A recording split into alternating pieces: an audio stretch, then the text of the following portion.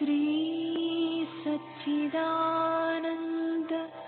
सद्गुरु साईनाथ महाराज की जय। सद्गुरु श्री साईनाथुनि शरद बाबू जी की जय।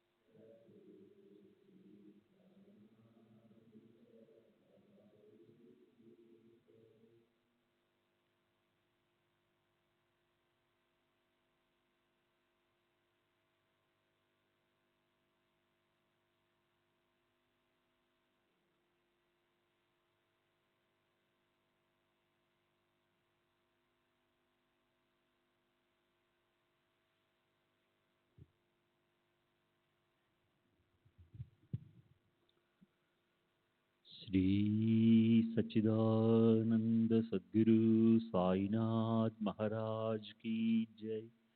सद्गुरु श्री साईनाथ शरद बाबू जी की जय। శ్రీ సాయినాథాయ నమః. శ్రీ సాయి సచ్చరిత్రము 14వ అధ్యాయం. మహాత్ముల్లో శ్రేష్ఠులైన ఓ సాయినాథ, మీకు జయకారాలు. ఓ దయామయ, గుణ గంభీర, నిర్వికార, పరాత్పర, అపార, నిరవధ్య సాయినాథ, మీకు జయకారాలు. మీ భక్తుల పట్ల మీ మనసులో దయ ఉండటం వల్ల దృష్టికి దూరంగా ఉన్న వాళ్ళ మీద శ్రద్ధ పెట్టి అనేక కారణాలతో వాళ్ళని కలిసి కష్టాల కొలిమి నుంచి వాళ్ళని తప్పిస్తారు. దీనులను ఉద్ధరించడానికి భక్తులకు లొంగని కఠినమైన చెడు వాసనలనే దుష్ట రాక్షసులను వధించడం కోసం వచ్చిన సాయిబాబా ఓ ఈశ్వర అవతారం. మంచి మనోవృత్తితో ఆయన దర్శనానికి వచ్చిన వారు అమరమైన స్వానంద రసాన్ని త్రాగుతారు. వాళ్ళ హృదయం ఆనందంతో ఉప్పొంగి వాళ్ళు ప్రేమతో పరవశించిపోతారు. అలాంటి సర్వగుణ సంపన్నులైన సాయి సమర్థుల చరణాలకు దీనుండి హీనుండి పామరుండైన నా వినయపూర్వక సాష్టాంగ నమస్కారం. ఇప్పుడు గడిచిన కథానుసంధానాన్ని అనుసరించి నల్ల కుక్కకి పెరుగన్నం తినిపించడంతో చలి జ్వరం తగ్గిపోయిన కథ గురించి వర్ణించబడింది.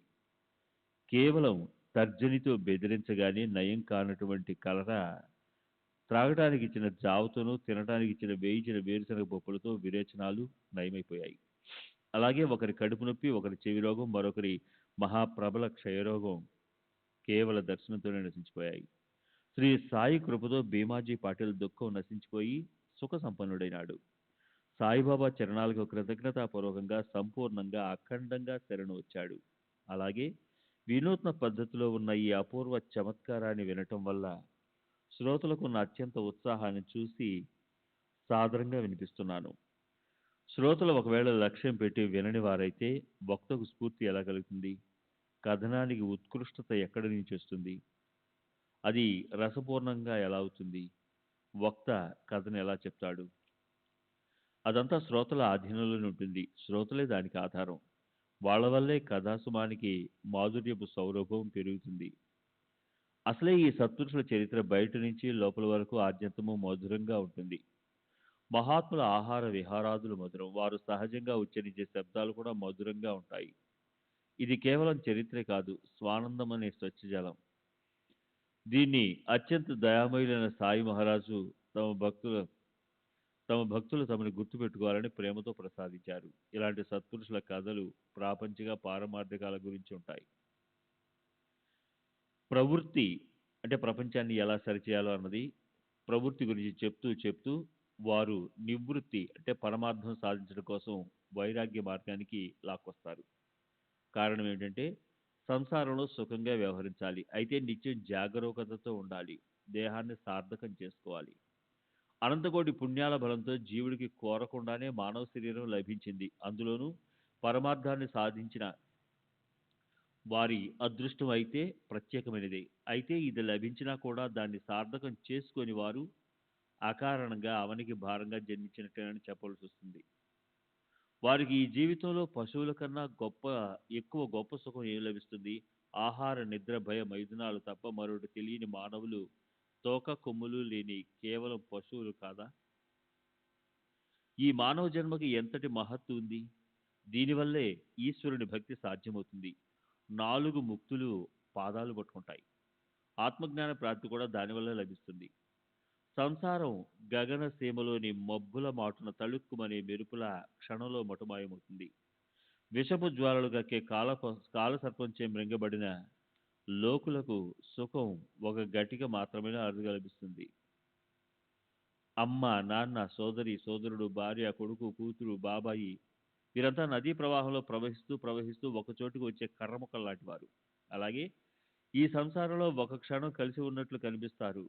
కానీ ఒకవేళ ఏదైనా ఓ అల వచ్చి తీవ్రంగా వచ్చి వాళ్ళని విడదీసి వారంతా ఒకరికొకరు విడిపోతే అప్పటి వారు మునుపట్లా మళ్ళీ కలవటం అనేది ఉండదు. ఈ జగత్తులో తమ హితాన్ని సాధించని వారు తమ తల్లిని వ్యర్థంగా బాధపెట్టినట్లే. ప్రాణులు జన్మించినప్పుడే మృత్యు మార్గాన్ని పట్టుకుంటారు.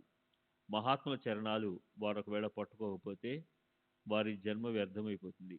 కనుక ఆ పనిని ఇవాళ, రేపు, ఎల్లుండి అని వాయిదా వేసేవారు మోసపోతారని తెలుసుకోవాలి. మరణాన్ని గురించి మనసులో నిరంతరం స్మరణ పెట్టుకోవాలి.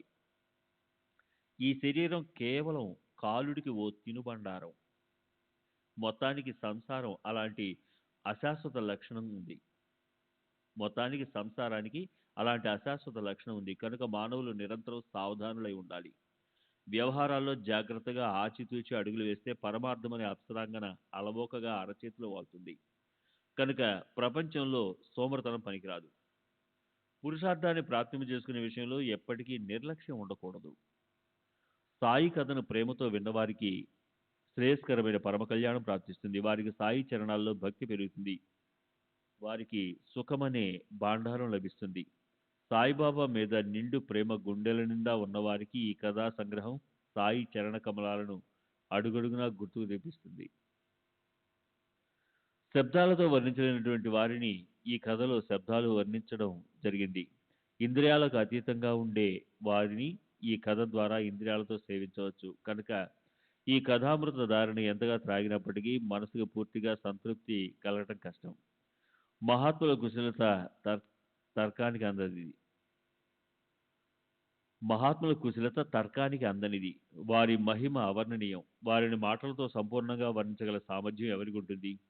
ఈ కథ నిరంతరం చెవుల్లో పడితే కళ్ళ ఎదుట సాయిబాబా అదే పనిగా కనిపిస్తారు. రాత్రింబవళ్ళు మనసులోనూ ధ్యానంలోనూ ఉంటారు. స్మృతి పదంలోనూ ఆలోచనలోనూ కూడా ఉంటారు. ఇంతేనా? మెలకువతో ఉన్న స్వప్నంలో కూడా కనిపిస్తారు. కూర్చుని ఉన్నా, నిద్రిస్తున్నా, భోజనం చేస్తున్నా కనిపిస్తారు.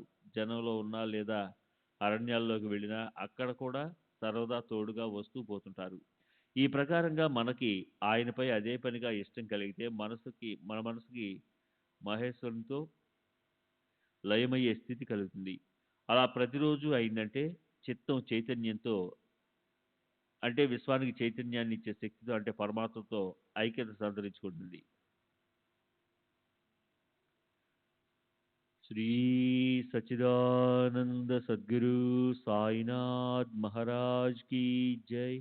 सद्गुरु श्री साईनाथ शरद बाबू जी की जय.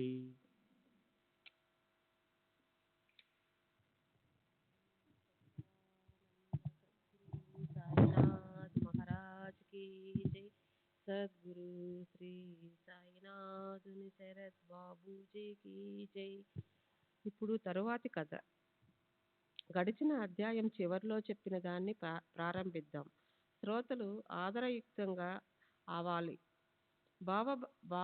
భావభక్తి అనే రవ్వకేసరిని ఎంత తిన్నా తనివి తీరదు. గొంతు వరకు తిన్నా ఎన్నటికీ పూర్తిగా తృప్తి కలగదు. సరే శ్రోతలారా, ఇప్పుడు ఈ రెండవ కథను మీరు శ్రద్ధగా వింటే మహాత్ముల దర్శనం వల్ల అయ్యే సార్థకత మనసుకు ఖచ్చితంగా పట్టుకుంటుంది. బయటికి కనపడేలా సాయిబాబా ఏమి చేసేవారు కాదు. ఆయన తమ స్థానాన్ని వదిలి ఎక్కడికి వెళ్ళేవారు కారు. అయినప్పటికీ కూర్చున్న చోటు నుంచే ఆయనకన్నీ తెలిసి ఉండేవి. అందరికీ ఆయన ఆ అనుభవాన్నే ఇస్తుండేవారు కూడా. 3 కాలాల్లోనూ ఆ బాధిత అస్తిత్వ రూపతత్వం అంటే బ్రహ్మ అనేది తమ శరీరంలో ఉంటూనే అదే సంపూర్ణ జగత్తులోనూ ఉన్నది అన్న విషయాన్ని తన శరీర స్పృహను విస్మరించి నిరంతరం గుర్తుపెట్టుకోవాలి. ఈ సత్యాన్ని ఎవరు శరణు అంటారో వారికి అన్నిటితో ఐక్యత ఉంటుందని తెలుసుకోవాలి. ఎందుకంటే వేరువేరుగా ఉన్నాయని అనుకుంటే జనన మరణాల పరంపర వెంటాడుతుంది. తాను జగత్తులోని ఇతర సర్వప్రాణులు వస్తువులు వేరువేరుగా ఉన్నాయని నిశ్చయం చేసుకునే బుద్ధి అంటే నిజంగా అది అజ్ఞానమే. గురువుతో కలయిక వల్ల శాస్త్రాభ్యాసంతోనూ చిత్తశుద్ధి కలిగి బ్రహ్మమాయ స్థితి ప్రాప్తిస్తుంది. అవిద్య నుంచి ముక్తులమవటమంటే ఏకత్వ ప్రాప్తి కలగటమే. మనసులో ఏ కొద్దిగానైనా భేదభావం ఉంటే అప్పుడిక ఏకత్వ భావం అనేది ఎలా? బ్రహ్మదేవుడి నుంచి చైతన్యరహితమైన అన్ని వస్తువుల వరకు తమ స్వస్వరూపం లేదా బ్రహ్మ నుంచి వేరుగా కనిపించే వాటన్నిటి బ్రహ్మ ఉంటుంది.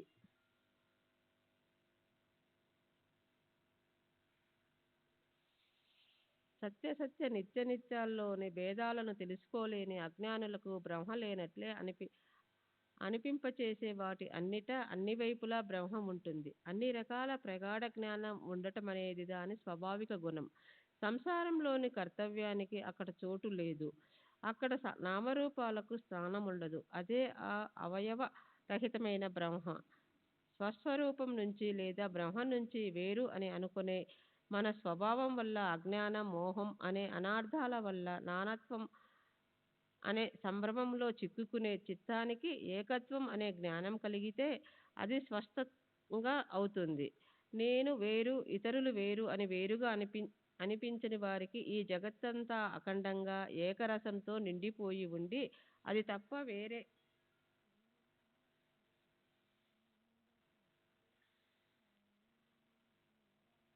అది తప్ప ఏది మిగిలి ఉండదు. శ్రీ సచ్చిదానంద సద్గురు సాయినాథ్ మహారాజ్కి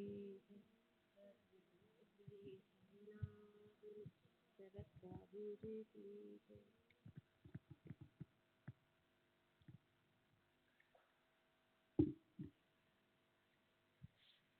వారికి నామరూపాలతో పనులు చేయడం ఇష్టముండదు. వారు నానా తత్వాన్ని పూర్తిగా వదిలేస్తారు. వారు బ్రహ్మగా అవడం అంటే ఇదే. ఈ జగత్తులో తాము మాత్రమే ఉన్నారు. తాము తప్ప వేరే ఖాళీ స్థలం లేదు. తాము అన్ని వైపులా పూర్తిగా వ్యాపించి ఉన్నారు. తాము తప్ప వేరే ఏదీ లేదు అన్న భావననే దృఢంగా పెట్టుకోవాలి. మైమరిపించే మాయను దూరంగా తరిమివేయాలి. తాము తప్ప పరవస్తువు లేదు అని గుర్తుంచుకొని తమ దృష్టిని స్వాధీనంలో పెట్టుకోవాలి. ఈ భేదభావం ఎలా ఉత్పన్నమవుతుంది అని శ్రోతలకి సహజంగానే సందేహం కలగొచ్చు. బ్రహ్మే తెలుసుకోవలసిన వస్తువు. జీవుడు దాన్ని తెలుసుకోవడానికి ప్రయత్నం చేసేవాడు. ఈ భావన పోగొట్టగల ఉపాయమేమిటి? కొద్దిగానైనా సరే భేదబుద్ధి ఉంటే అనన్యత్వం నశించిపోతుంది. అనన్యత్వం నశించిపోతుంది. వెంటనే నానాతత్వం ఉత్పన్నమై అదే జనన మరణాలకు కారణమవుతుంది. అవిద్యారూప అంధకార దృష్టి దూరమైతే సర్వదృష్టి కూడా కనిపించకుండా పోతుంది. దృష్టిలో కేవలం సత్స్వరూపం నిండిపోయి ఉంటుంది. నానాత్వం వెంటనే పారిపోతుంది. శుద్ధ జలం కలిస్తే అదంతా ఒకటే అయిపోతుంది. మునుపటిది ఇప్పటిది ఒకేలాగా కనిపిస్తుంది. వేరుతనం అనేది గుర్తుపట్టడానికి మిగిలి ఉండదు. కట్టెముక్క ఆకారాలు వేరువేరుగా ఉన్నప్పటికీ వాటిని అంటిస్తే అవి అగ్ని స్వరూపంలో ఒకటిగానే కనిపిస్తాయి. వాటి ముక్కలు అనే లక్షణము ఆకారము నశించిపోతాయి. అవి అగ్ని స్వరూపంలో లీనమైపోతాయి. అదేవిధంగా ఆత్మ అనేది ఒకటే. ఈ జ్ఞానానికి మరొక ప్రమాణాన్ని ఇవ్వనవసరం లేదు. అన్ని ప్రాణుల్లోనూ ఆత్మ పూర్తిగా నిండిపోయి ఉంది. అయితే రూప రహితమవడం వల్ల కళ్ళకు కనిపించదు. మిథ్యా కల్పన వల్ల ప్రాణుల చిత్తం నిరంతరం చిక్కుల్లో పడుతుంది. దానివల్ల అది జనన మరణ దుఃఖాలను అనుభవిస్తూ నిరంతరం క్షుద్బాధమైన మనసుతో ఉంటుంది. నామరూపాలనే ఉపాధిని వదిలేసి ఈశ్వరుని సత్య స్వరూప జ్ఞానం కలిగే అవస్థను సాధ్యం చేసుకునే అలాంటి సిద్ధ పురుషులను మాయ బాధించదు.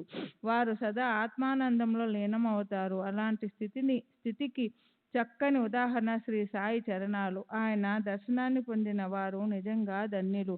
చంద్రుడు నీటిలో కనిపించినప్పటికీ నీటికి బయటే ఉంటాడు. అదేవిధంగా సత్పురుషులు భక్తులతో చుట్టుముట్టి ఉన్నప్పటికీ వస్తుతః వారు వారి నుంచి ఎంతో దూరంగా ఉంటారు. వారి చుట్టూరా భక్తులు గుమికూడి ఉన్నప్పటికీ వారికి ఎలాంటి ఆసక్తి ఉండదు. వారి మనోవృత్తి ఆత్మస్వరూపంలో లీనమై ఉంటుంది.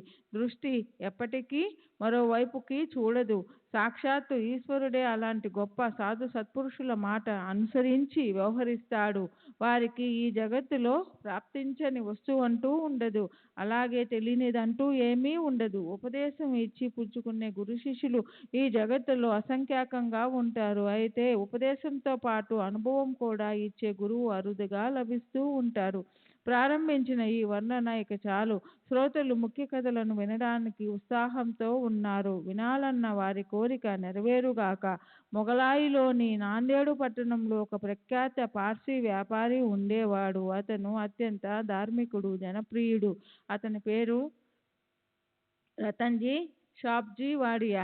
అతని వద్ద ధన సంపత్తి అపారంగా ఉంది. బళ్ళు, గుర్రాలు, పొలాలు, తోటలు చాలా ఉండేవి. స్వతహాగా రతన్జీ తలుపులు ఎప్పుడూ తెరిచే ఉండేవి. అతని వాకిలి నుంచి ఎవరు కూడా నిరాశ చెంది వెనక్కి వెళ్ళేవారు కారు. బయటి నుంచి చూడ్డానికి రాత్రింబవళ్ళు అలా ఆనంద సాగరంలో వాళ్ళు మునకలు వేస్తున్నట్లున్నప్పటికీ లోపల రతన్జీ షావుకారుని సహింపరాని చింత అనే మొసలి బాధిస్తూ ఉండేది. అది ఈశ్వరుణ్ణి సిద్ధాంతంగా తోస్తుంది. జగత్తులో ఎవరికి పూర్తి సౌఖ్యం ఉండదు. ఒక్కొక్కరికి ఒక్కొక్క రకమైన చింత ఉంటుంది. నేను గొప్పవాణ్ణి, నేను గొప్ప ఐశ్వర్యవంతుణ్ణి కనుక నేను నాకు ఇష్టం వచ్చినట్లు చేస్తానని కొందరు అనుకుంటారు.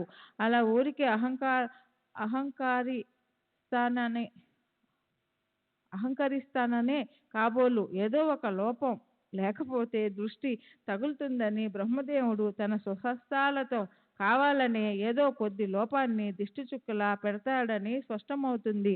పొంగి పొరలే ద్రవ్యము బంగారము ఉన్న రతన్జీ షావుకారు వచ్చేపోయే వారికి భోజనం పెట్టి బీదల దైవాన్ని దూరం చేసేవాడు. సదా సర్వదా ఆనందంగా ఉండేవాడు. మొత్తానికి జగత్తు దృష్టికి షావుకారు అత్యంత సుఖంగా ఉన్నట్లు అనిపించేవాడు. ఒకరి తర్వాత ఒకరు 12 మంది ఆడపిల్లలు మాత్రమే ఉన్నారు. మగపిల్లలు లేకపోక సంపత్తి వల్ల కలిగే సుఖం ఏపాటిది? అతనికి సుఖం అనేది ఎలా లభిస్తుంది? మనసు హాయిగా ఎలా ఉంటుంది? భక్తి లేని హరికీర్తన, తాళము స్వరము లేని గానం, జంధ్యం లేని బ్రాహ్మణుడు, వీటిలో ఏమి శోభ ఉంటుంది? అన్ని కళల్లోనూ పారంగతుడైనప్పటికీ, మంచి చెడు జ్ఞానం లేకపోతే, సదాచారం పాటించే వాడైనప్పటికీ, ప్రాణిమాత్రుల పట్ల దయలేని వాడైతే అదేమి శోభ? ఫలంపై చందన తిలకం ఉన్నప్పటికీ, మెడలో తులసీమాలను అలంకరించుకున్నప్పటికీ, నాలుకతో సాధు సత్పురుషులను నిందిస్తే అందులో ఏం శోభ? పశ్చాత్తాపం లేకుండా తీర్థయాత్రలు చేస్తేను, మెల్లో ఏ నగా లేకుండా ఒంటిపై ఎన్ని నగలు వేసుకున్నా మగ పిల్లలు లేని ఇంటికి ఏం శోభ ఉంటుంది? నారాయణుడు ఒక్క సుపుత్రుడు సంతానంనైనా ఇస్తాడా అనేదే షావుకారుని అహోరాత్రులు పీడించే ప్రశ్న. మనసు క్రాంతమైపోయింది. అందువల్ల షావుకారు నిరంతరం దుఃఖితుడై ఉండేవాడు. అతనికి అన్నము నీళ్లు సహించేవి కావు. రాత్రింబవళ్ళు మనసు ఉదాసీనంగా చింతతో ఉండేది. షావుకారు దేవుడికి మొరపెట్టుకునేవాడు. దేవా, ఇంతటి నా ఈ కలంకాన్ని తీసేసి నన్ను నిష్కలంకుణ్ణి చెయ్యి. నా వంశానికి ఓ ఆధారాన్నివ్వు. ఓ ప్రభు, నా మానాన్ని కాపాడు. షావుకారికి దాసగను పట్ల ఎంతో భక్తి ఉండేది. ఒకసారి షావుకారు తన మనసులోని ఈ కోరికను అతనికి చెప్పాడు. అప్పుడు అతను ఇలా అన్నాడు: షిరిడీ వెళ్ళు, అప్పుడు నీ మనసులోని కోరిక నెరవేరుతుంది. సాయిబాబా దర్శనం చేసుకో. ఆయన పాదాలకు నమస్కరించి నీ సంపూర్ణ ఇచ్ఛను ఆయనకు నివేదించు. ఆయన నిన్ను ఆశీర్వదిస్తారు. వెళ్ళు, నీకు శుభం కలుగుతుంది. బాబా కుశలత కల్పనాతీతమైనది. ఆయన్ని అనన్యంగా శరణంటే నీవు సుఖిస్తావు. రతన్జీ షావుకారికి ఈ ఆలోచన నచ్చింది. అతను షిరిడీ వెళ్లేందుకు నిశ్చయించుకున్నాడు. కొన్ని రోజులయ్యాక అతను షిరిడీ వెళ్ళాడు. దర్శనానికి మసీదుకి వెళ్ళి సాయిబాబా చరణాలపై సాష్టాంగపడ్డాడు. సాక్షాత్ పుణ్యరాశి అయి ఉన్న సాయిబాబాను చూసి షావుకారు హృదయం ప్రేమతో నిండిపోయింది. అతను పూలబుట్టలోంచి అందమైన పూలదండ తీసి ప్రేమగా బాబా మెడలో వేశాడు. పాదాల దగ్గర పళ్ళను రాశిలా పోశాడు. తర్వాత అత్యంత ఆదరంతో నమ్రతతో అతను బాబా దగ్గరికి వెళ్ళి కూర్చొని ఇలా ప్రార్థించాడు: అది వినండి. గొప్ప సంకటాలలో పడిన వారు మీ పాదాల వద్దకొస్తారని, మీరు వారిని వెంటనే రక్షిస్తారని విని మనసులో గొప్ప ఆశ పెట్టుకొని ఇక్కడికి మిమ్మల్ని కలిసేందుకు వచ్చాను. మీ చరణ ద్వయాన్ని ఎంతో ఆదరంతో ఒకటి అడుగుతాను మహారాజా, నన్ను తిప్పి పంపకండి. దానికి బాబా అతనితో ఇలా అన్నారు: వస్తానని ఇప్పుడా వచ్చేది? సరే, నాకు ఇవ్వదలుచుకున్న దక్షిణ ఇస్తే నీవు కృతార్థుడి అవుతావు. ఎవరైనా దర్శనానికి వచ్చి పాదాలకి నమస్కరిస్తే బాబా, వారు హిందూ అయినా, ముసల్మాన్ అయినా, పార్సీ వారైనా, వారిని దక్షిణ అడిగేవారు. అలా అని అదేమీ తక్కువ కాదు. వరుసగా 1, 2, 5 రూపాయలు అలా అడిగేవారు. 100, 1000, 1,00,000 లేక 1,00,00,000 కూడా. తనకి ఎంత తోస్తే అంత అడిగేవారు. ఇచ్చినా కూడా మళ్ళీ ఇంకా అడిగేవారు. వాళ్ళ దగ్గర డబ్బులు అయిపోతే ఎవరినైనా అప్పడికి తెమ్మనేవారు. ఎక్కడ అప్పు దొరకపోతే అప్పుడే అడగడం ఆపేసేవారు. ఇంకా తమ భక్తులతో ఏమనేవారంటే, నీవు అసలు చింత పెట్టుకోకు, నేను నీకు ఎంతో డబ్బిస్తాను, నా దగ్గర నీవు హాయిగా కూర్చో. దునియా మే కిసీ కా కోయి హై ఔర్ కిసీ కా కోయి హై అపనాతో యహా కోయి నహి హై, అపనా అల్లాహి అల్లా హై. ఇక్కడ ఎవరైనా ఉండొచ్చు కానీ నాకు మాత్రం ఇక్కడ ఎవరూ లేరు. నాకు ఒక ఈశ్వరుడు మాత్రమే ఉన్నాడు. నన్ను తమ ప్రాణాధికంగా ప్రేమించే వాళ్ళు అరుదు. ఎవరైనా నాకు ఒకటిస్తే వారికి నేను 100 రెట్లు ఎక్కువ ఇస్తాను. సాయిబాబా గొప్ప లక్షాధికారిని సైతం పేదల ఇంట్లో దక్షిణ అడగమని ఆజ్ఞాపించేవారు. గొప్ప శ్రీమంతులు గాని, బికారులు గాని, పేదలు, బలహీనులు, నిర్ధనులు గాని సాయిబాబాకి ఒకళ్ళు ఎక్కువ ఒకళ్ళు తక్కువ అనిపించేది కాదు. ఆ శ్రీమంతులు కూడా బాబా ఆజ్ఞను శిరోధార్యంగా భావించి అభిమానాన్ని వదిలేసి పేదల ఇంటికి వెళ్ళి బాబా కోసం ప్రార్థనాపూర్వకంగా దక్షిణను అడిగేవారు. దీని సారాంశం ఏమిటంటే దక్షిణను నిమిత్తంగా చేసుకొని బాబా తమ భక్తుల అహంకారాన్ని అణచేసి నమ్రత పెట్టుకోవడం నేర్పేవారు. సాధువులోకి ధనమెందుకు అని కొందరికి సందేహం కలగొచ్చు. కానీ దీన్ని చక్కగా ఆలోచించి చూస్తే అప్పుడు మనసులోని శంక సహజంగా దూరం అవుతుంది. సాయిబాబా ఇచ్చులన్నీ నెరవేరి ఉండగా ఆయనకు అసలు దక్షిణ ఎందుకు? భక్తుల నుంచి డబ్బు అడిగే వారిని నిష్కాములని ఎలా అనాలి? గులక, రాళ్ళు, వజ్రాలు లేదా రాగి నాణ్యాలు, బంగారు మొహిరీన్లు వీటన్నిటికీ ఒకే విలువ ఇచ్చినా ఆయన చెయ్యి చాపి ఎందుకు అడిగేవారు? కడుపు నింపుకోవడానికి భిక్ష చేస్తూ వైరాగ్యం అనే దీక్ష తీసుకున్న అలాంటి నిరుపేక్ష విరాగికి దక్షిణ కోరవలసిన అవసరమేముంది? ఎవరి ద్వారంలో అష్టసిద్ధులు చేతులు జోడించి సదా నిలబడి ఉంటాయో, ఎవరి ఆజ్ఞ పాటించేందుకు కుబేరుడు 9 రకాల నిధులతో సేవించేందుకు సిద్ధంగా ఉంటాడో, మహాపద్మ, పద్మ, శంఖ, మకర, కచప, ముకుంద, కుంద, నీల, ఖర్వ అనేవి 9 నిధులు. ఆయనకి ద్రవ్యం కోసం దీనంగా అడగవలసిన పనేమిటి? సంసార సుఖాలను తన్నేసి సర్వ సుఖాల వైపు పొరపాటున కూడా చూడని వారు అలా తమ హితం ఎక్కడుందో తెలిసిన అలాంటి విరాగులకి ధనం ఎందుకు? తాము స్వయంగా సత్పురుషులు, సాధువులు, సజ్జనులు అయి ఉండి తమ కీర్తిని సదా గొప్పగా ఉండాలి అన్న దాని మీదే లక్ష్యం పెట్టుకున్న ఆయన జీవనం భక్తుల శ్రేయస్సు కోసమే ఉండేది. అలాంటి వారు ధనం ఎందుకు కూడబెట్టాలి? సాధువులు దక్షిణ ఎందుకు కోరాలి? వారి మనసు నిరంతరం నిరీచ్ఛతో ఉండాలి. సాయిబాబా ఫకీరు అయినప్పటికీ ఆయన్ని లోభం వదలలేదు. ఎప్పుడు డబ్బు అడుగుతూ ఉంటారు. మొదటి దర్శనంలో దక్షిణ ఇస్తే రెండో దర్శనంలో కూడా దక్షిణ అడుగుతారు. సెలవు తీసుకునేటప్పుడు కూడా దక్షిణ అడుగుతారు. దక్షిణ ఇవ్వండి అని మరీ అడుగుతారు. నిమిషంకి ఇదేమిటి? పూజ విధిలో నైవేద్యం చూపిన తర్వాత మొదట భోజనానంతరం చేసే ఆచమనం చేయడం కోసం త్రాగే నీరిస్తారు. తర్వాత నోరు చేతులు కడుక్కునేందుకు నీరిస్తారు. చేతికి సుగంధం పూస్తారు. తాంబూలం ఇస్తారు. అన్నిటికన్నా చివరి దక్షిణ ఇస్తారు. అయితే బాబా పద్ధతి విలక్షణం. చందనం పెట్టేటప్పుడు లేదా అక్షింతలు మొదలైనవి చల్లేటప్పుడు వారు దక్షిణ కోరేవారు కాదు. మొదటి ప్రార్థనను ఆరంభించేటప్పుడు ఆయన దక్షిణ కోరేవారు. అందువల్ల ఓం తస్తత్ బ్రహ్మార్పణమస్తు అని దక్షిణ ఇచ్చే మంత్రం ఆ క్షణంలోనే అనాలి. శ్రీ సచ్చిదానంద సద్గురు సాయినాథ్ మహారాజ్ కీ జై. సద్గురు శ్రీ సాయినాథ్ శరత్ బాబూజీ కీ జై.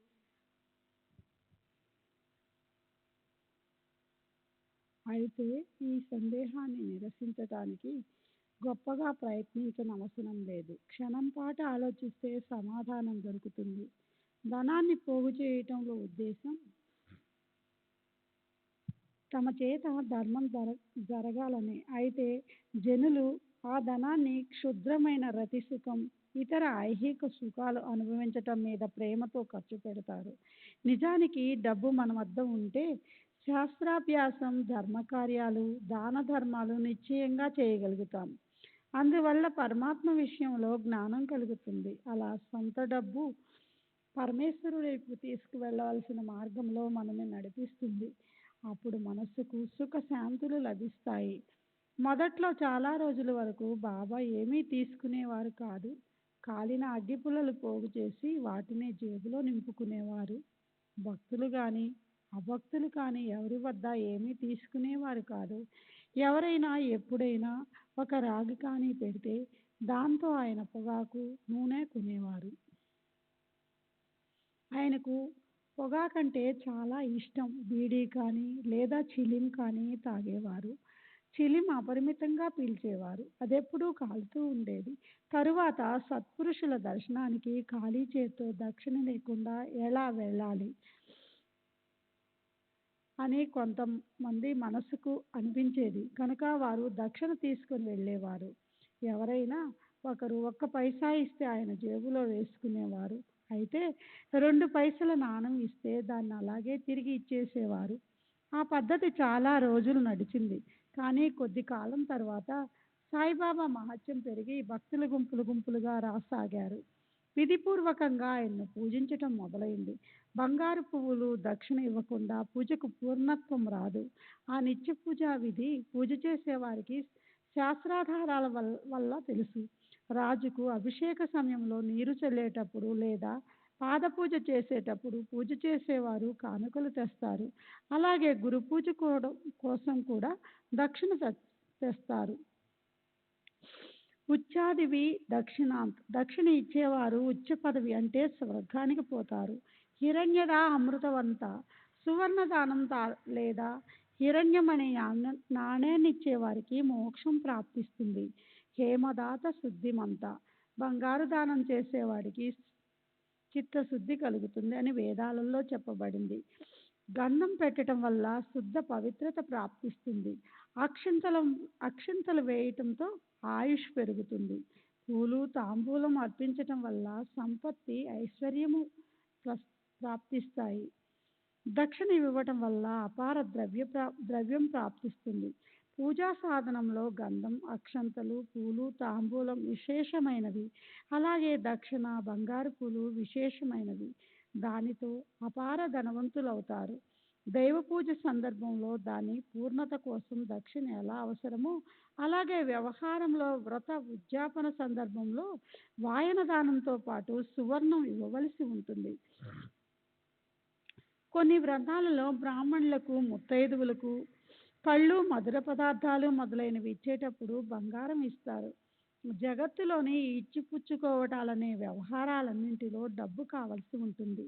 తమ ప్రతిష్ట తగ్గిపోకూడదని లోకులు అలాంటి సందర్భాలలో యథాయోగ్య డబ్బు ఖర్చు పెట్టి దాన్ని అలా కాపాడుకుంటూ హిరణ్య గర్భస్థం ఇత్యాది మంత్రాలు ఉచ్చరించే దేవపూజకి ఒకవేళ దక్షిణ అంగీకారమైతే మరి సత్పురుషుల పూజకి ఎందుకు అక్కర్లేదు? సత్పురుషుల దర్శనానికి వెళ్ళేటప్పుడు తమ తమ జ్ఞానాన్ని అనుసరించి ఒక్కొక్కరికి ఒక్కొక్క రకమైన భావన ఉంటుంది. అలాగే అందరికీ ఒకే అభిప్రాయం ఉండటం కష్టం. కొందరి మనసులో భక్తిభావం ఉంటుంది. కొందరు సత్పురుషులను పరీక్షించాలని పోతారు. తమ మనస్సులో ఉన్న దాన్ని చెప్పేవాడే మహాత్ముడు అంటారు. మరికొందరు దీర్ఘాయుషు కోరతారు. కొందరు ఏనుగులు, బంగారం, సంపత్తి, ఇల్లు వాకిళ్ళు అడుగుతారు. కొందరు పుత్ర పౌత్రులను కోరతారు. కొందరు ఎన్నటికీ తిరగని శక్తిని కోరతాడు. బాబా పద్ధతి నిజంగా అగాధము, అద్భుతము. కొందరు వ్యక్తులు ఆయన హేళన చేయాలని, అవమానించాలనే హేతువుతో వెళ్ళినప్పటికీ వారికి ఆ దుష్టబుద్ధి నశించిపోయేది. వారు ఆయన చరణ కమలాలపై పడిపోయేవారు.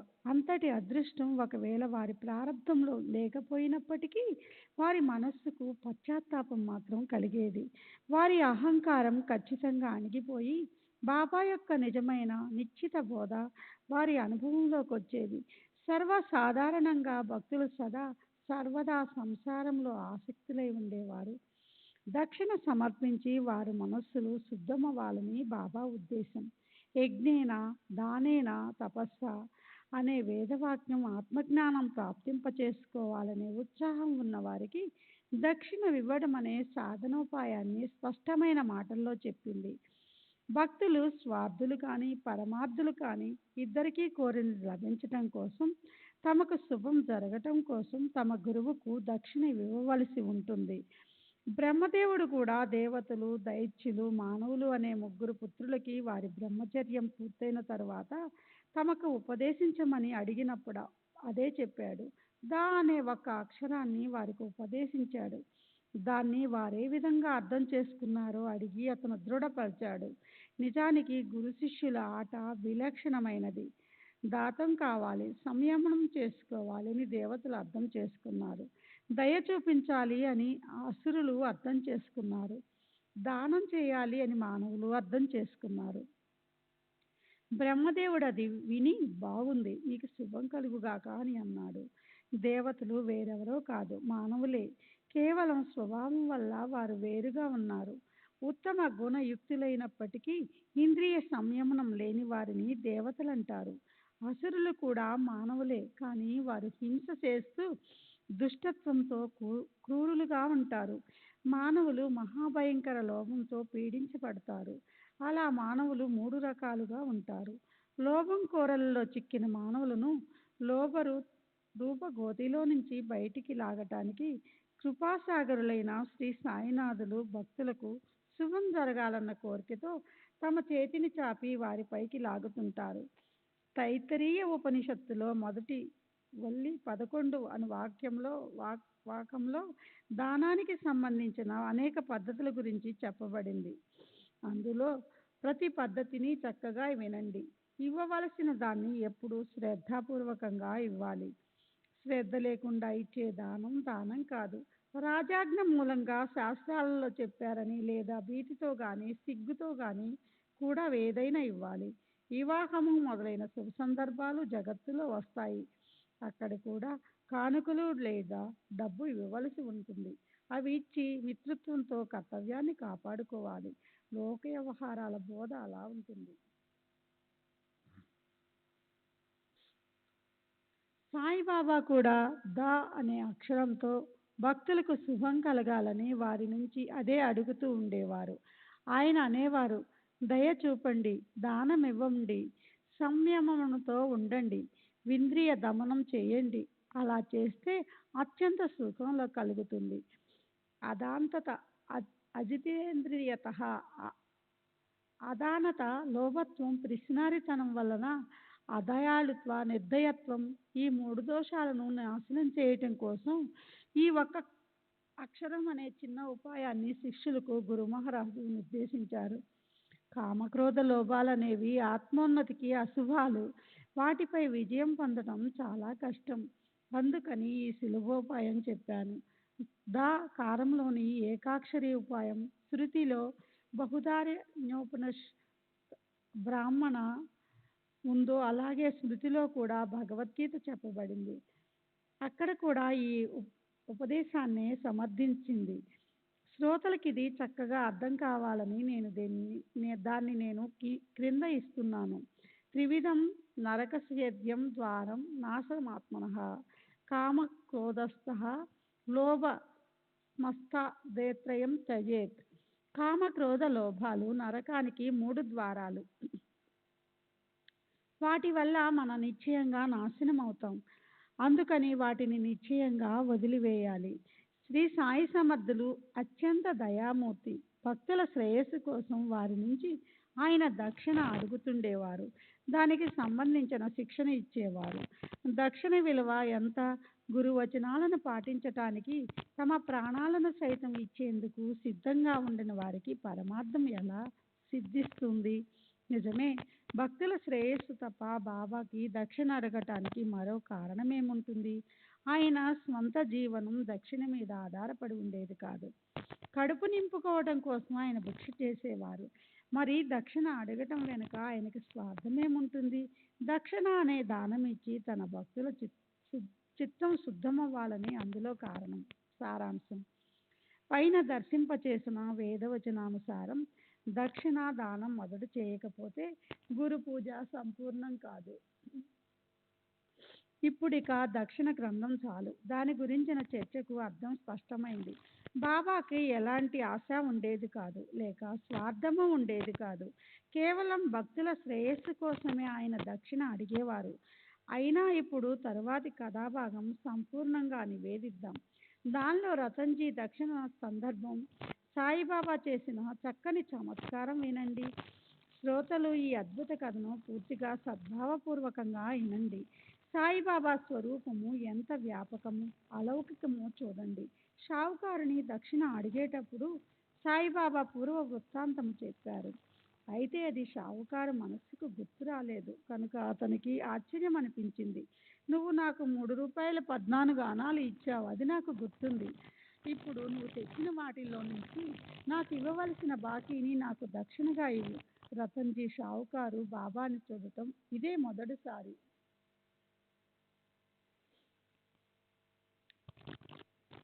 అప్పుడు బాబా అన్న మాటలు విని అతను ఆశ్చర్యచకితుడయ్యాడు. అప్పుడు గుర్తు తెచ్చుకోసాగాడు. తాను ఇంతకు ముందు షిరిడీకి రాలేదు, లేదా ఎవరితోనూ ఏదీ పంపనూ లేదు.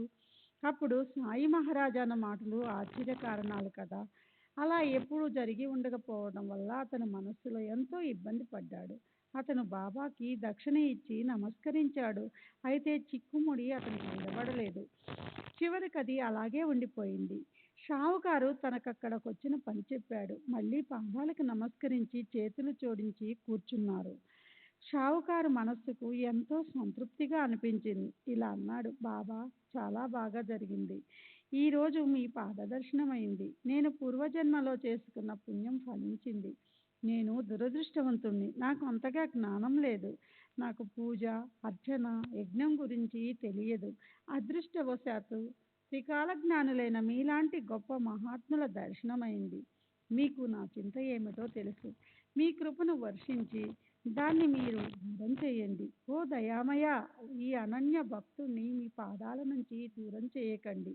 అది విన్న శ్రీ సాయిబాబాకు షావుకారు విషయంలో దయ కలిగి ఇలా అన్నారు, ఊరికే అలా బాధపడకు. నీ దురదృష్టం దూరమయ్యే సమయం ఇప్పుడు వచ్చింది.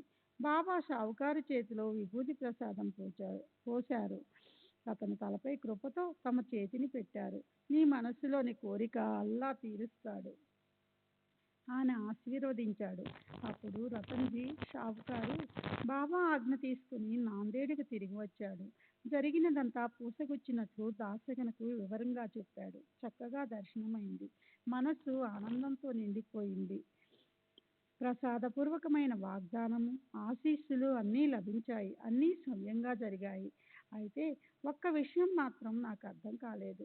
3 రూపాయల 14 అణాలు నువ్వు నాకు ఇచ్చావన్న మాట నాకు గుర్తుంది అని బాబా అనటంలో అర్థం నాకు తెలియటం లేదు. మీరదంతా నాకు స్పష్టంగా చెప్పండి. ఈ రూపాయలేమిటి, ఈ అణాలేమిటి, ఇవి ఇదివరకే ఇవ్వటం ఎలా జరిగింది? షిరిడీ నేను మొదటిసారి వెళ్ళాను. అందులో అంతరార్థం నాకు తెలియటం లేదు. నాకేమీ బోధపడటం లేదు. ఇదంతా నాకు ఎంతో నిగూఢంగా అర్థం కాని చెక్కు ప్రశ్న అనిపిస్తుంది. మీకేమైనా బోధపడిందా? భాషకును ఆలోచించడం మొదలుపెట్టాడు.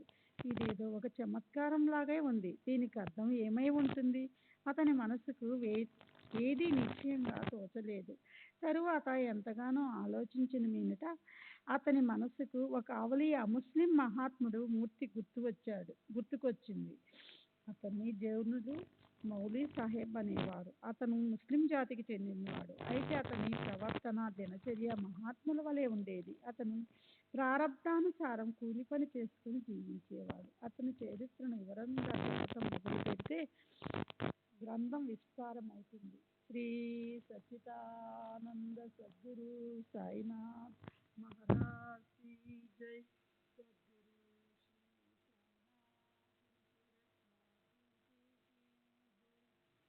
శ్రీ సచిదానంద సద్గురు సాయినాథ్ మహారాజ్ కీ జై.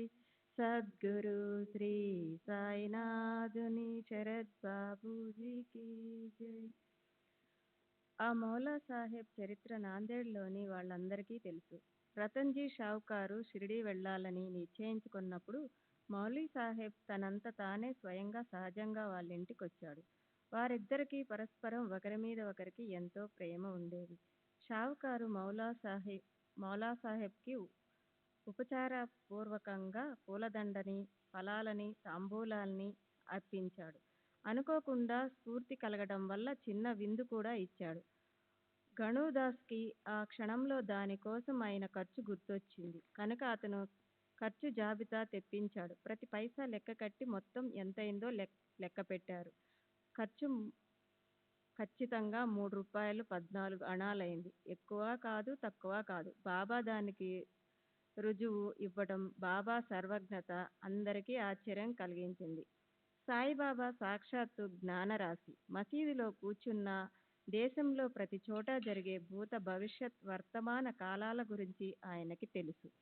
సాయి సమర్థులకు సర్వప్రాణి మాతృలతో ఏకాత్మత లేకపోతే ఈ రకంగా అనుభవం ఆయనకి తెలుసు. సాయి సమర్థులకు సర్వప్రాణి మాతృలతో ఏకాత్మత లేకపోతే ఈ రకంగా అనుభవం కలుగుతుందా? ఇతరులకు అవి చెప్పగలరా? నాందేడు షిరిడీ నుంచి ఎంతో దూరం, 2 ప్రదేశాలకి అంతరం కూడా బాగానే ఉంది. అలాగే ఈ ఇద్దరు మహాత్ములు ఒకరినొకరు ఎరుగరు. మరి సాయిబాబాకి ఈ ప్రకారంగా తంతి ఎలా వచ్చింది?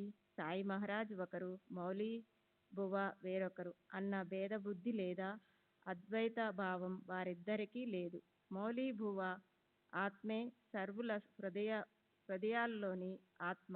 అయితే ఈ ఏకాత్మతా ధర్మంలోని మర్మాన్ని తెలుసుకున్న వారు ధన్యులు. బాహ్యానికి శారీరకంగా వారిద్దరూ వేరుగానే ఉన్నప్పటికీ మానసికంగా ఒకరితో ఒకరు కలిసే ఉన్నారు. వారి ఇద్దరు అని అనడం యోగ్యం కాదు. ఎందుకంటే వారు ఎన్నటికీ వేరు కారు. వారిద్దరిది ఒకటే జ్ఞానం, ఒకటే ప్రాణం, ఒకటే అభిప్రాయం. ఇద్దరు కూడా సమాన వృత్తిలో పూర్ణ చైతన్యయుక్తులై ఉన్నారు. షిరిడీ నాందేడు మధ్య ఎంతో దూరం ఉన్నప్పటికీ ఇద్దరి మనసులు ఒకటే. వారిది ఒకటే ప్రాణము, ఒకటే దేహము. కనుకే ఒకరి నుంచి ఒకరికి తంతి వచ్చింది. సాధు సత్పురుషుల పద్ధతి ఎంత విచిత్రం! వారి తంత్రి యంత్రాలకి తీగలు లేకపోయినా ఈ భూమి మీద ఎక్కడేం జరిగినా వారికది తెలిసిపోతుంది. సరే, తర్వాత సరైన సమయం వచ్చింది. రతన్జీని అదృష్టం వరించింది. అతని భార్య గర్భం ధరించింది. అతని ఆశ అనే వృక్షం చిగురులు తొడిగింది. యోగ్యమైన సమయంలో అతని భార్యకి పుత్రుడు కలిగాడు. బాబా ఆశీస్సులు నిజమయ్యాయి. పుత్రరత్నం జన్మించగానే రతన్జీ ఆనందించాడు. అనేక సంవత్సరాలుగా క్షామం ఉన్నప్పుడు హఠాత్తుగా వర్షం పడినట్లు పుత్ర సంతాన ప్రాప్తి వల్ల రతన్జీకి పూర్తిగా తృప్తి కలిగింది. ఆ వంశ రూపలత ఒకసారి చిగురించి అది యథాక్రమంగా పెరుగుతూ పోయింది. అమ్మాయిలు అబ్బాయిలతో అతని ఇల్లు నిండిపోగా రతన్జీ సుఖించాడు. ఆ తర్వాత కూడా అతను సాయిబాబా దర్శనానికి పోతుండేవాడు. అలాగే ఆయన ఆశీస్సులు పొందేవాడు. రతన్జీ మనసులోని కోరికలన్నీ నెరవేరి అతను మనసు సంతృప్తి చెందింది. వసంత ఋతువులో మామిడి చెట్టుకి ఎంత పూత వచ్చినా అందులో ఆ పూతంతా పండ్లు కాదు. అలాగే రతన్జీకున్న 12 మంది పిల్లల్లో 4 బ్రతికారు. వారు సుఖంగా ఉన్నారు. అదృష్టవశాత్తు ఏవేవి జరుగుతాయో వాటినే సుఖంగా అనుకునే మంచి స్వభావం కల రతన్జీ అణువంత కూడా దుఃఖించలేదు. ఇప్పుడు తరువాతి కథా సారాంశాన్ని చెప్తాను. ఇలా స్థావరం జంగమాలన్నిట్లో సాయియే వ్యాపించి ఉన్నారు. ఈ అనుభవాన్ని నిజంగా ఎవరైనా ఎక్కడైనా కూర్చొని పొందవచ్చు. ఠాణే అనే పట్టణంలో చోల్కర్ అనే ఇంటి పేరు గల ఓ దీన వ్యక్తి ఉండేవాడు. అతని భావపూర్ణ భక్తి పట్ల గురువు ప్రసన్నులైనారు. అతను సాయిబాబాని ఎన్నడూ చూడలేదు. అయినప్పటికీ అతను బాబాకి ఎలా మొక్కుకున్నాడో, అతని మనసులోని కోరిక ఎలా నెరవేరిందో, అతనికి ఎలాంటి అనుభవం కలిగిందో అదంతా ఇప్పుడు వినండి. ప్రేమ లేని భజన ఎందుకు? అర్థం తెలుసుకోకుండా చేసే పారాయణ వల్ల ప్రయోజనమేమిటి? భావభక్తి లేకపోతే దైవం ఎలా కలుస్తాడు? ఇదంతా వ్యర్థ శ్రమ. కుంకుమ తిలకం లేని పాలభాగం, అనుభవం లేని జ్ఞానం వ్యర్థం. ఇది కేవలం పుస్తకంలో చెప్పిన మాటలు కాదు. అనుభవం పొంది శ్రోతలు దానికి విలువ కట్టాలి. ఓవి 201-205. ఈ సాయిలీలలో గ్రంథం ఎందుకు రాయాలో, దానితో నాకున్న సంబంధమేమిటో అది నాకు తెలియదు. నాచే సాయిబాబా దీన్ని వ్రాయించారు. ఆయనకే దీని ఉద్దేశం తెలియాలి. గ్రంథం రాసేందుకు అర్హత ఉన్న వ్యక్తికి కావాలి. నేనైతే కేవలం సాయిబాబా సేవ చేస్తున్నాను. ఆయన ఆజ్ఞతో ఈ కాగితాలను నేను జాగ్రత్త పెడుతున్నాను. శ్రోతలు దాహంతో వ్యాకులం చెందిన చకోరాలు, సాయి సమర్థులు స్వానందంతో నిండిన మేఘం. వారి దప్పిక తీర్చేందుకు ఆయన అనంత కథలనే వర్షాన్ని వర్షిస్తున్నారు. వారి ప్రభావంతో ఈ నా వాణి ఆయన చరిత్రను వర్ణిస్తోంది. ఆయన చరణధూళి రేణువుల్లో ఈ నా శరీరాన్ని దొర్లని ఈ నా వాణికి ప్రేరణ ఇచ్చేది ఆయనే. ఆయన పాదాల్లోనే నా చంచల చిత్తానికి స్థిరత్వం లభించని. అలా ఈ శరీరంతో వాణితో చేసే భజనతో నా సాయి మానసిక భజన కూడా నాకు అఖండ సుఖదాయకమవని. నేను మాత్రం ఆయన సందేశాలను అందించే ఓ దీనుణ్ణి. చరిత్ర చెప్పేవారు, చెప్పించేవారు స్వయంగా సంపూర్ణంగా సాయిబాబానే అయినప్పుడు మరి శ్రోతలు మాత్రం వేరా?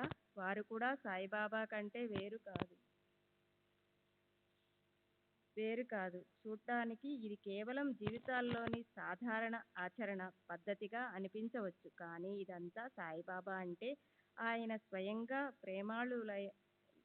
ప్రేమాళురైన ఆటగాడు అయి ఈ ప్రబల లీలలను జరిపిస్తున్నారు. సాయిబాబా చరిత్ర ఎంతో లోతైనది. భక్తులకు విచిత్ర అనుభవాలను చూపి నన్ను నిమిత్త మాత్రుణ్ణి చేసి తమ భక్త సమూహానికి ఆయన సంతృప్తి పరిచారు. ఇది కేవలం చరిత్ర కాదు, సుఖమనే నిధి, మోక్షమనే శ్రేష్టమైన మిఠాయి. గొప్ప అదృష్టవంతులే దీన్ని భక్తిభావంతో సేవించాలి. గురు కృప యొక్క అద్భుత మహిమ విశిష్టత మనలాంటి భక్తులకు గుర్తుండాలని భక్తుల సంతృప్తి కోసం ఈ గ్రంథ రచన అనే పరిశ్రమను నేను చేశాను. ఈ చరిత్రను ప్రేమతో పఠిస్తే భక్తులకు శ్రవణానందం కలుగుతుంది. అందులోని కథలు పదే పదే చదివి దాన్ని అనుసరించి వ్యవహరిస్తే భక్తి ప్రేమలు పెరుగుతాయి.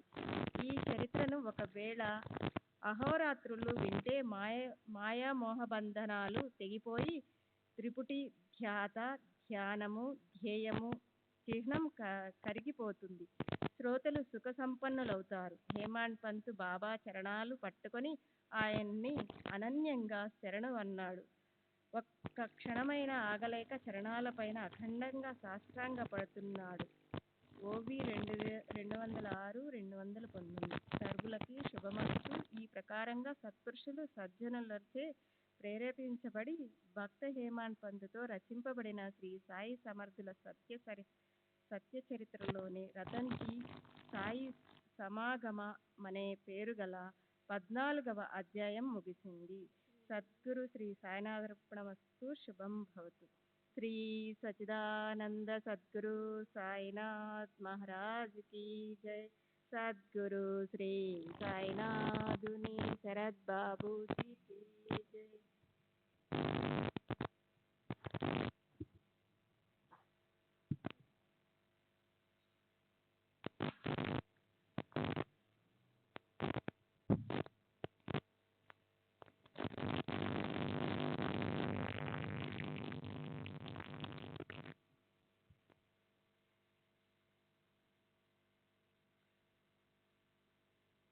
పద్నాలుగవ అధ్యాయానికి పరిపూర్ణ వివరణ.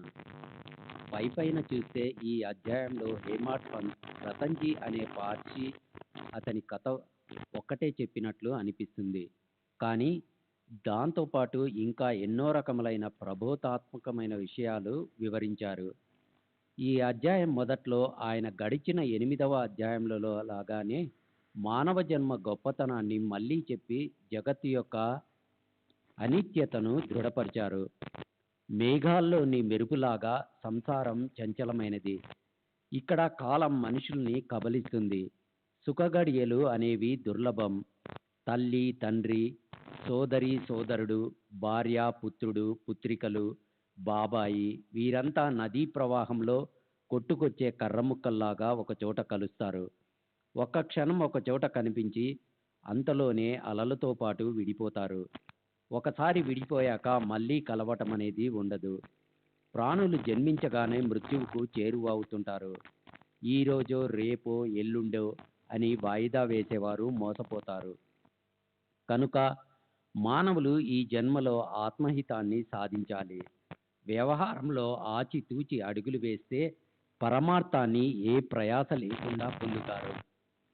కనుక ప్రపంచంలో సోమరితనంతో ఉండరాదు. పురుషార్థాన్ని కోరుకునేవారు ఉదాసీనులుగా ఉండరాదు. దానికోసం ప్రేమతో నిత్యము సాయి కథలను వినమని చెప్పి దాని ఫలితాన్ని కూడా ఆయన చెప్పారు. నిత్యము ఈ కథా శ్రవణం చేస్తే సాయి నిత్యము కళ్ళకు కనిపిస్తారు. పగలు రాత్రి మనసులోను ధ్యానంలోను స్మరణలోను చింతనలోను ఆయన ఉంటారు. మెలకువలోను స్వప్నంలోను ఆసనంలోను నిద్రలోను భోజన సమయంలోను ఆయన కనిపిస్తారు. జనంలోను అరణ్యంలోను రాకపోకల్లోనూ మనతో పాటు వస్తారు. అలా నిధి ధ్యాసలు కలిగితే మనస్సు ఉన్మనీ స్థితిని పొందుతుంది. అలా అనుదినం అవుతుంటే చిత్తం చైతన్యంతో సమరరసతను పొందుతుంది. దీని తర్వాత హేమాడ్ పంత్ జై సప్తస్వహి నిజపిండి తేజకి అఖిల బ్రహ్మాండి అనే గొప్ప తత్వాన్ని చెప్పి ఏకత్వాన్ని నానాత్వాన్ని సుందర స్పష్టీకరణతో వివరించారు. నానాత్వాన్ని పెట్టుకుంటే జనన మరణ పరంపరలు కలుగుతాయి. అవిద్య వల్లే బుద్ధి నానాత్వాన్ని కల్పిస్తుంది అని తెలుసుకోవాలి. కనుక హేమాడ్ పంత్ ఏకత్వం గురించి వ్యాఖ్యానించారు. నేను వేరు జనులు వేరు అని ఎవరికి అనిపించదో, అఖండైక రసపూర్ణంగా ఎవరు నిండి ఉంటారో వాళ్ళకి అన్యత్వం అనేది మిగలదు. నేనొక్కనే ఉన్నాను, నేను లేని చోటు ఎక్కడా లేదు, అశేషంగా అంతటా వ్యాపించిన నాకు వేరుగా ఏమీ లేదు. అప్పుడు ఉపదేశం చేస్తారు. ఈ భావనని దృఢంగా పెట్టుకోవాలి. మాయను భ్రాంతిని దూరంగా తరిమివేయాలి. తాను తప్ప వేరే వస్తువు లేదు అన్న భావనతో నిజ దృష్టిని స్థిరం చేయాలి. అప్పుడు ఇలా అంటారు. అలాంటి స్థితికి ఉదాహరణ మూర్తీభవించిన శ్రీ సాయి చరణాలు. అదృష్టం వలన ఆయన దర్శనం పొందిన వారు ఈ జగత్తులో ధన్యులు. నాందేడ్కి చెందిన రతన్జీ కథలో ఈ అనుభవమే ఉంది. సాయిబాబాకి అలా ఏకత్వం ఉండకపోతే రతన్జీ రాకను గురించి ఆయనకి మొదటే తెలిసేదా? వస్తా అంటూ ఈ రోజొచ్చావా? రతన్జీకి తన మనసులోని పుత్రప్రాప్తి గురించిన ఇచ్చను నోటితో చెప్పకుండానే మీకు నా చింత గురించి తెలుసు, దయామయులైన మీరు దాన్ని కృపతో దూరం చేయండి. ఆయన మనసులోని కోరికను అల్లా తీరుస్తాడు అని ఆశీర్వదించారు. పుత్రసుఖం కలిగించారు. అలాగే రతన్జీ పాదాలకు నమస్కరించగానే 3 రూపాయల 14 ఆనాలు నాకిచ్చావు, అది నాకు తెలుసు. నా కోసం తెచ్చిన వాటిలో మిగిలినవి నాకు దక్షిణగా ఇచ్చాయి. అలా అని నాందేడ్కు చెందిన మౌలీ బువాకి రతన్జీ ఇచ్చిన చిన్న విందు గురించి ప్రతి చిన్న వివరము చెప్పి ఆ సత్పురుషుడితో తనకు ఏకాత్మత ఉన్నదని బాబా సూచించారు. భేద బుద్ధితో ఆలోచిస్తే సాయి మహారాజ్ వేరు, మౌలీ బువా వేరు. నిజానికి ఆ ఇద్దరిలో అన్యత్వం లేదు. ఆ ఇద్దరికి ఒకటే జ్ఞానం, ఒకటే ప్రాణం, ఒకటే అభిప్రాయం. ఇద్దరి కూడా సరిసమాన వృత్తితో పూర్ణ చైతన్యయుక్తులై ఉన్నారు. ఈ రతన్జీ కథ ఇతర కథల కన్నా విశేషం ఉంది. మొదట ఈ కథ అన్య ధర్మానికి చెందిన మానవుడిది. సాయిబాబాకి హిందూ, ముస్లిం భక్తులు మొదటి నుంచి ఉండేవారు. ఇప్పుడు పార్సీ భక్తుని కథ చెప్పి బాబా మహత్యంలో ఇతర ధర్మాలకు చెందిన వారికి కూడా నమ్మకం కలిగిందని హేమాడ్ పంత్ చూపించారు. అందులోనూ రతన్జీ శ్రీమంతుడు, ఒక మిల్లు కాంట్రాక్టరు కాబట్టి బాబా కీర్తి మరింతగా వ్యాపించింది. అదీ కాక రతన్జీపై బాబాకు కలిగిన అనుగ్రహం విశేషంగా ఉంది. ఈ జగత్తులో ప్రాపంచికంగా ఉండే మానవులు మహాత్ముల వద్దకు 2 విషయాల కోసం పరుగులు పెడతారు. ఒకటి, ఏదో ఒక రకంగా రోగాలు దుఃఖాలు నివారించడం కోసం, లేదా ఏ రకంగానైనా తమ కోరికలు నెరవేర్చుకోవటం కోసం. ఇచ్ఛలు లేదా ఈశానాలు 3 రకాలుగా ఉంటాయి. పుత్రేషణ, ధనేషణ, లోకేషణ అంటే మానవ సన్మానములపై ఇచ్ఛ. వీటిలో వంశం ఉద్ధరించబడాలనే పుత్రుడు కలగాలి, కొడుకు తలకొరివి పెట్టకపోతే సద్గతి లభించదు అనే పుత్రేషణలు విశేషించి మహాభారత దేశంలో పురాణ కాలం నుంచి ఉంది. దానివల్ల పుత్రులను లభింపచేయగల మహాత్ములు వెనుక లోకులు గుంపులుగా పడతారు. సరే, ఈ అధ్యాయంలో మరొక మంచి గొప్ప అందమైన ప్రబోధాత్మక వివరణ ఉంది. అది దక్షిణ గురించి. హేమాడ్ పంత్ గొప్ప కుశలతతో శాస్త్రాధారాల సాయంతో బాబా తీసుకునే దక్షిణను సమర్థించారు. వీరంతా పూర్తిగా ప్రాకృత భక్తులు, అన్ని విధాల ప్రపంచ ఆసక్తులు. దక్షిణ దానంతో వాళ్ళ చిత్తం శుద్ధమవ్వాలని బాబా కోరిక. శ్రీ సచితానంద సద్గురు సాయినాథ్ మహారాజ్ కీ జై. సద్గురు శ్రీ సాయినాథుని శరత్.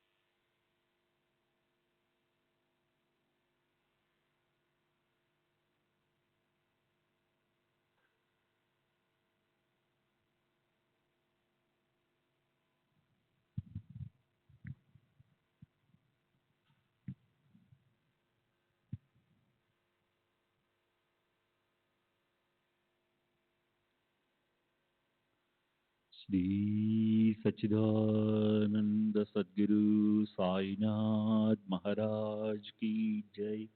సద్గురు శ్రీ సాయినాథుని శరత్ బాబూజీ की जय. साई रहम नजर करना, बच्चों का पालन करना. साई रहम नजर करना, बच्चों का पालन करना. जाना तुमने जगत पसार, सब ही झूठ जमाना.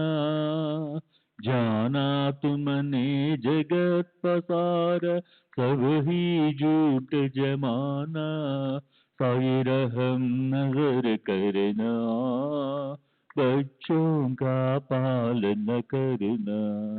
साई रहम नजर करना, बच्चों का पालन करना. मैं अंधा हूँ बंदा आपका, मुझसे पथ दिखलाना. मैं अंधा हूँ बंदा आपका, मुझसे पथ दिखलाना. साई रहम नजर करना, बच्चों का पालन करना. साई रहम नजर करना, बच्चों का पालन करना. दासगण कहे अब क्या बोलूं, थक गई मेरी रसना. दासगण कहे अब क्या बोलूं, थक गई मेरी रसना. साई रहम नजर करना, बच्चों का पालन करना. साई रहम नजर करना, बच्चों का पालन करना. रहमो नजर करो अब मोरे साई, तुम बिना नहीं मुझे माँ बाप बाई रहमो नजर करो मैं अंधा हूँ बंदा तुम्हारा मैं अंधा हूँ बंदा तुम्हारा मैं ना जानू मैं ना जानू मैं ना जानू अल्लाह इलाही रहमो नजर करो रहमो नजर करो अब मोरे साई तुम बिना नहीं मुझे माँ बाप बाई रहमो नजर करो काली जमाना मैंने गमाया काली जमाना मैंने गमाया साथी आखिर का साथी आखिर का साथी आखिर का तुम बिना कोई रहमो नजर करो रहमो नजर करो अब मोरे साई तुम बिना नहीं मुझे माँ बाप बाई रहमो नजर करो अपने मस्जिद का झाड़ू गड़ो है अपने मस्जिद का झाड़ू गड़ो है मालिक हमारे मालिक हमारे मालिक हमारे तुम बाबा साई रहमो नजर करो रहमो नजर करो अब मोरे साई तुम बिना नहीं मुझे माँ बाप बाई रहमो नजर करो श्री सच्चिदानंद सद्गुरु साईनाथ महाराज की जय सद्गुरु श्री साईनाथ शरद बाबू जी की जय।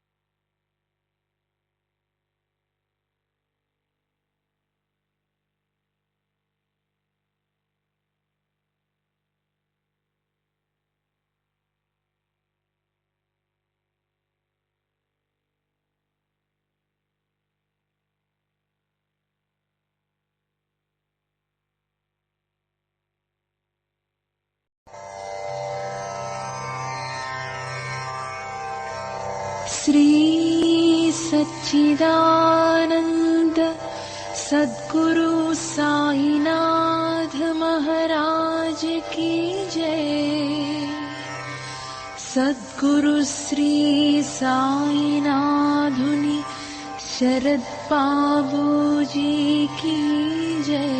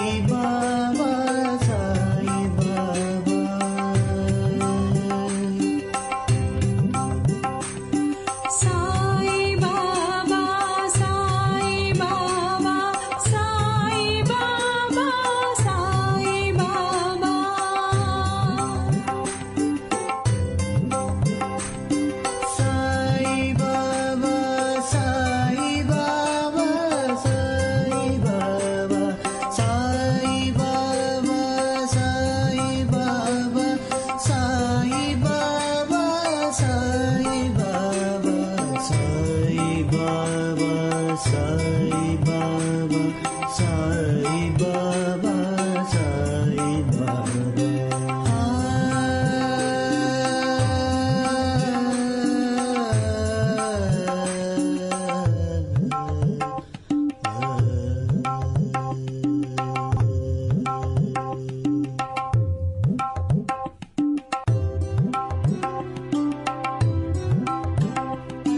సాయి బాబా సాయి